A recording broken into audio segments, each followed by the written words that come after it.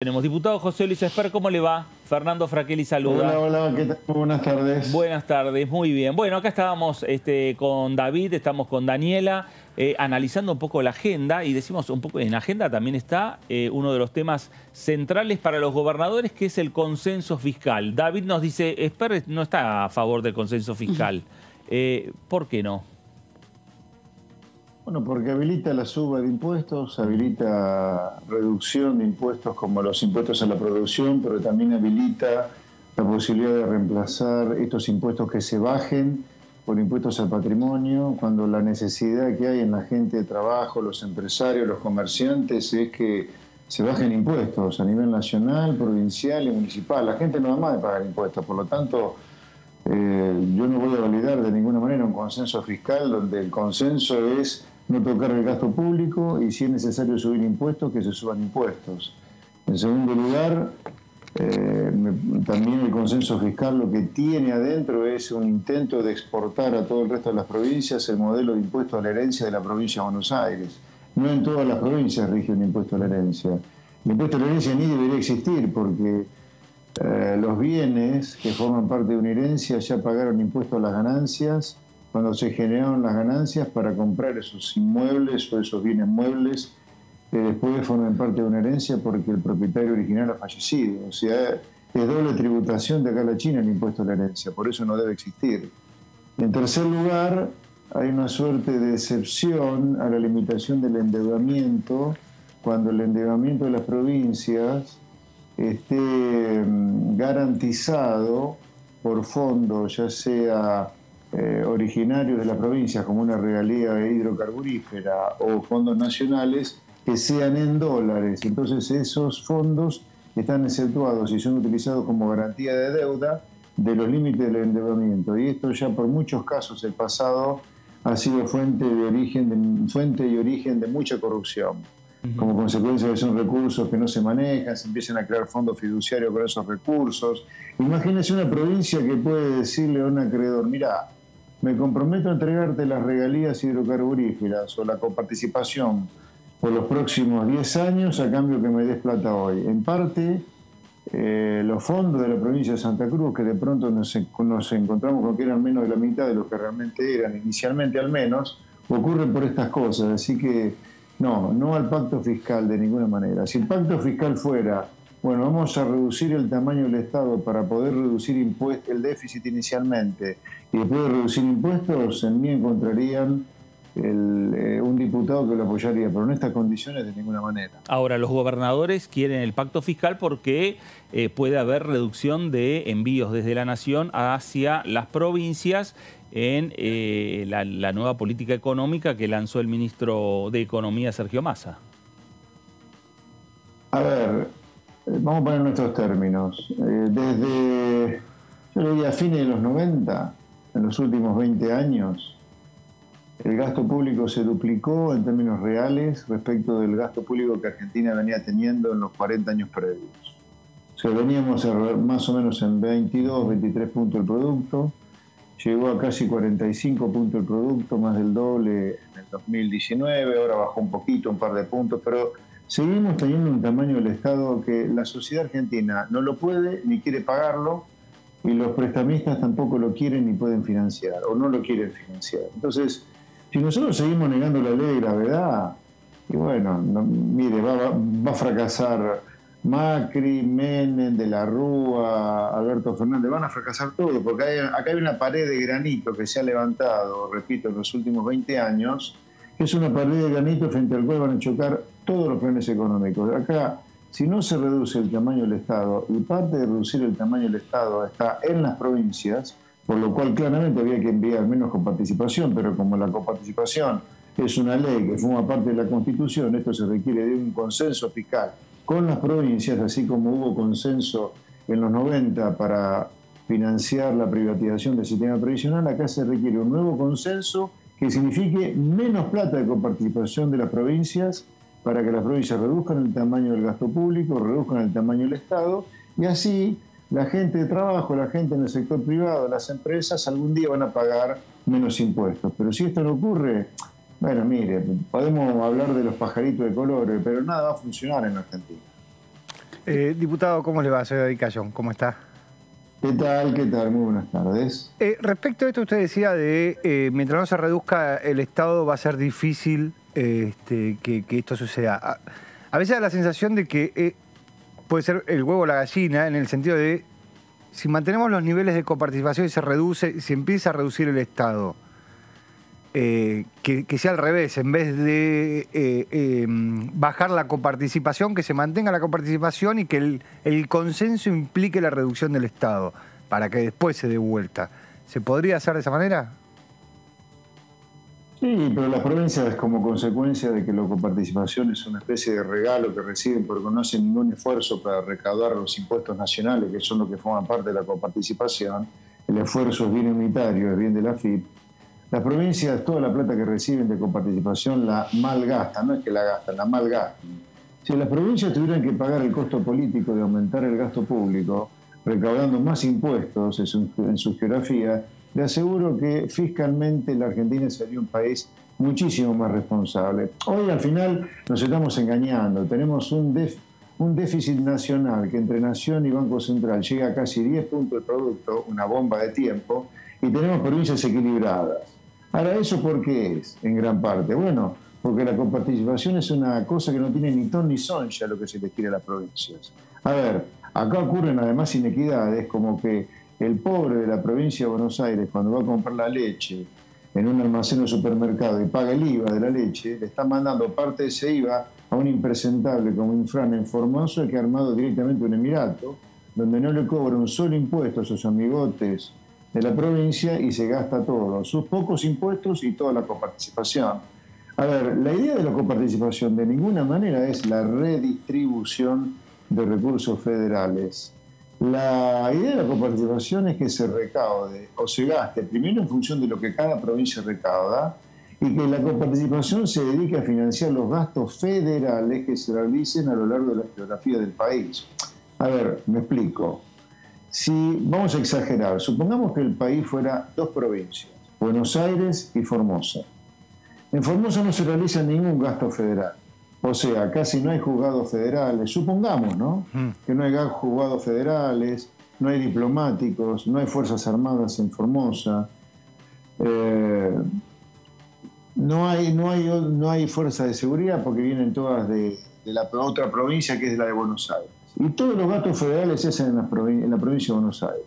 Todos los gastos federales. Bueno, la lógica diría de la coparticipación, porque esa es la coparticipación, impuestos federales para gastos federales, es que toda la coparticipación vaya a la provincia de Buenos Aires. O sea, la idea es que la coparticipación financie gastos federales. Esa es la manera en la cual deberían distribuirse los recursos coparticipados. No en función de cómo hoy ocurre, que es a la buena de Dios, con coeficientes fijados hace 30 años que no han cambiado ni se han ayornado para nada. Pero más allá de esto, independientemente de la coparticipación, acá hay un tamaño del Estado que sin duda que hay que reducirlo. Una parte lo tendrá que hacer la Nación y otra parte lo tendrán que hacer las provincias, donde está concentrada, y en los municipios también, la mayor cantidad de ñoqui que se han incorporado a lo largo de los primeros dos kirchnerismos, le diría, particularmente en el segundo. Hubo tres kirchnerismos, ¿no? Uno con Néstor y dos con Cristina. En el segundo kirchnerismo, en el primero de Cristina, el plantel de las provincias, de empleados públicos y de los municipios explotó. Y estos fueron todos militantes, chantas, atorrantes, que han ido a robarle la plata a los buenos maestros, a los buenos enfermeros, a los buenos médicos que trabajan en el Estado provincial y municipal, y también del Estado nacional. Entonces esta discusión hay que darla, es como la discusión sobre los planes, hay que darla la discusión sobre los planes. Alguien tiene que terminar con los planes como proyecto. Es decir, vamos a transformar en serio los planes sociales en trabajo, pero para eso hay que habilitarlos, eliminar los truchos, a los verdaderos condicionarlos en el tiempo y a que el beneficiario de planes termine primero su primaria, después su secundaria, un estudio terciario, que termine un proceso de calificación, eximir al empleador de un beneficiario de planes de las contribuciones patronales durante un tiempo, pero hay que pensar cosas en serio para reducir el tamaño del Estado, para terminar con los planes sociales, así como se está pensando alegremente con terminar con los subsidios energéticos, cosa que está bien, pero no es casual que terminar con los subsidios energéticos lo pague el sector privado, que no tiene tanto poder de lobby como sí lo tienen los gobernadores, como sí lo tienen los legisladores. No es casual que la única baja de gasto público que estemos hablando en Argentina sea la baja en subsidios que la paga el sector privado, la gente de trabajo. Acá no se habla de terminar con los planes sociales, no se habla de cómo terminar con coparticipación de manera indiscriminada, que eso sí hay que discutir. Por más que esté en la Constitución hay que discutirlo, porque este país es inviable si sigue así. Diputado, ¿qué tal? Buenas tardes. Daniela Mosetic lo saluda.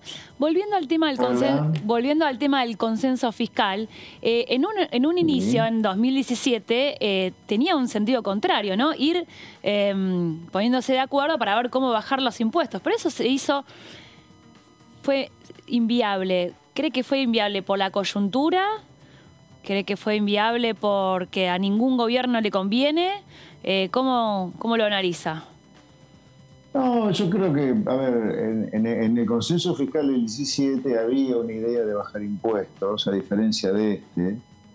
Ahora, no en vano eso ocurrió entre el gobierno de Macri, que también inicialmente ensayó una baja de impuestos que terminó fracasando. Fíjese entonces usted que la baja de impuestos, retenciones en particular, que hizo Macri al principio, fracasó porque las terminó subiendo, que el consenso fiscal del 17 también fracasó porque pretendía también bajar impuestos. Entonces, lo que está detrás del fracaso de la baja inicial de Macri de retenciones y lo que está detrás del fracaso del consenso fiscal del 17 es que acá no hubo una decisión previa para poder bajar impuestos, que es achicar el tamaño del Estado, echar ñoquis, ponerle coto a los planes sociales, limitar la coparticipación de impuestos, cerrar empresas públicas deficitarias, cerrar ministerios. De 21 ministerios nos podríamos quedar con 5 a nivel nacional y eso debería replicarse en las provincias. Acá si no hay un replanteo del tamaño del Estado en Argentina, la Argentina es inviable como país, ¿no? Por lo tanto va a ser inviable cualquier intento de bajar impuestos también.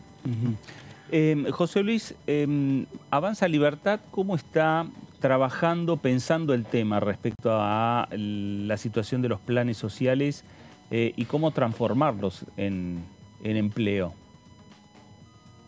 Y la primera cosa que tenemos muy claro en Avanza Libertad, que es un tema de sentido común.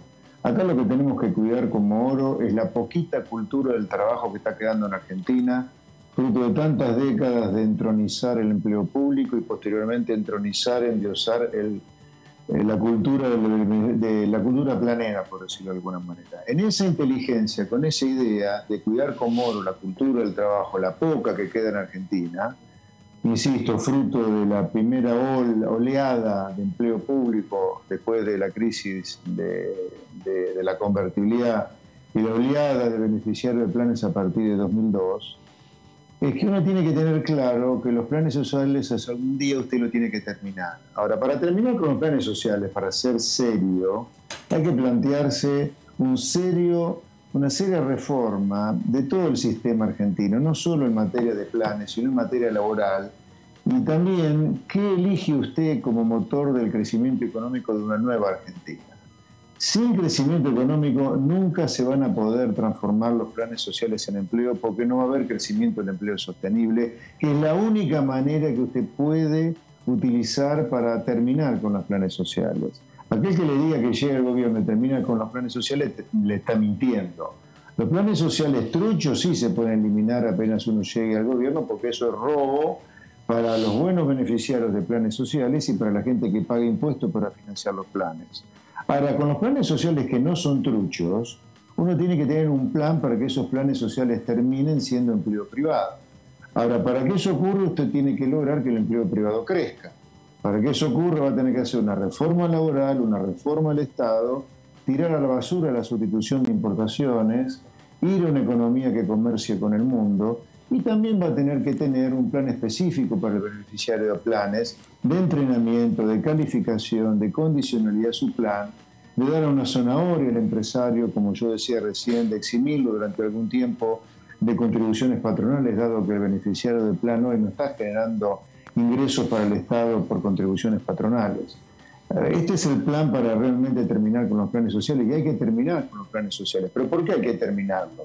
Porque nosotros deberíamos todos querer que la gente se sienta digna con el ingreso que genera.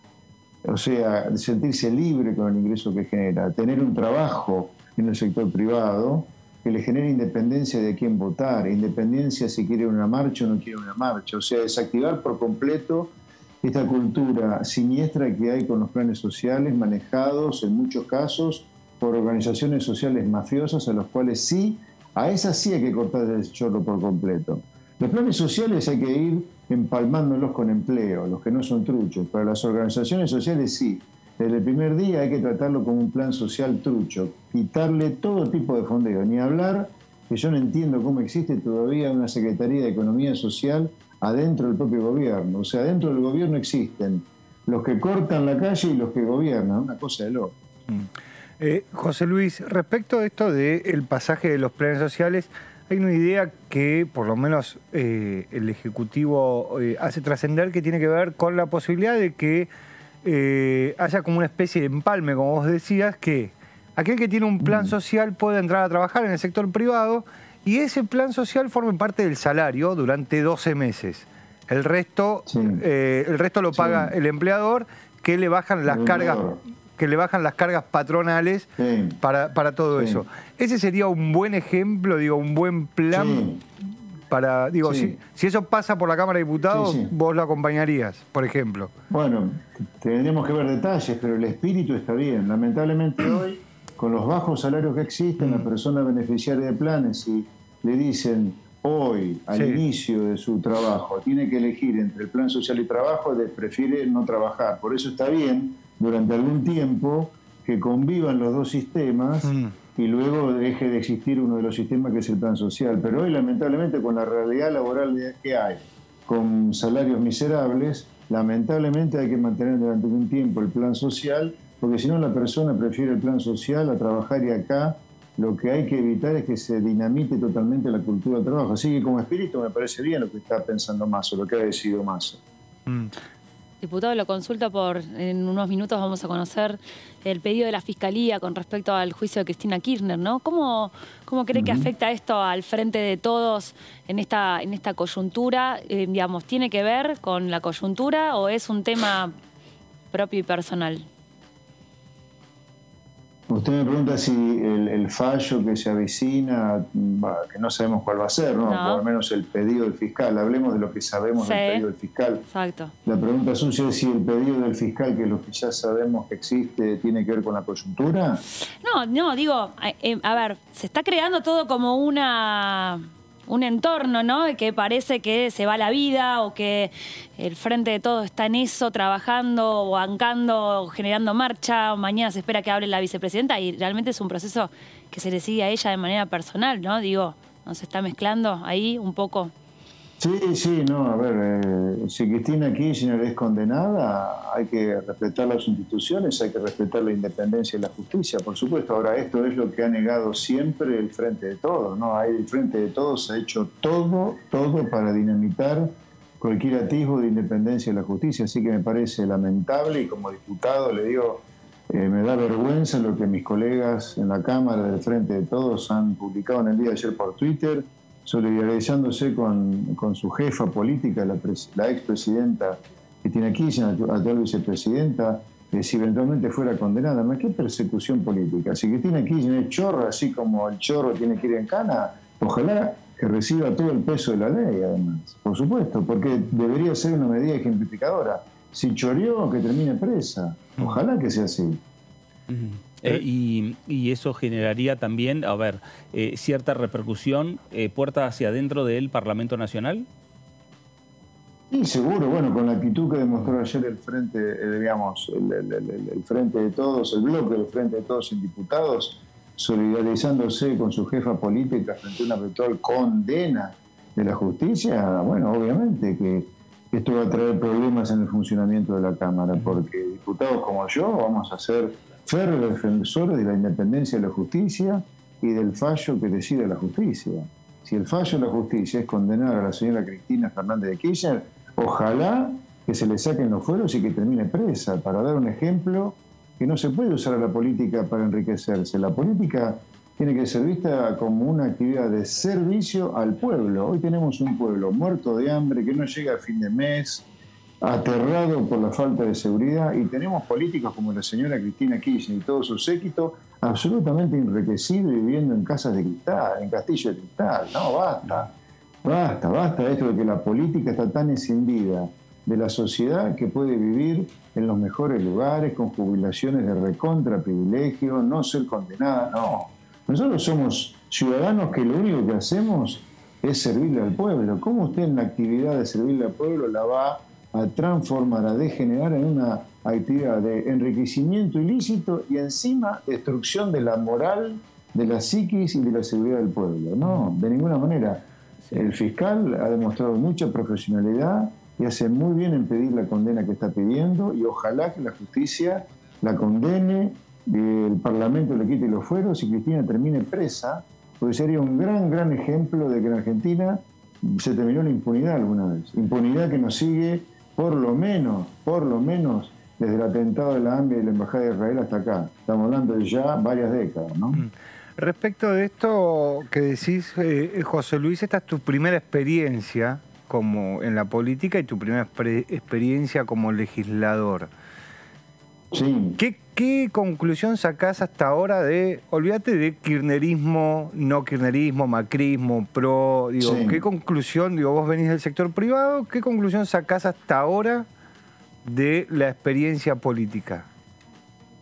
Bueno, a mí personalmente me encanta, es una experiencia muy favorable para mí como persona, para mí en la vida.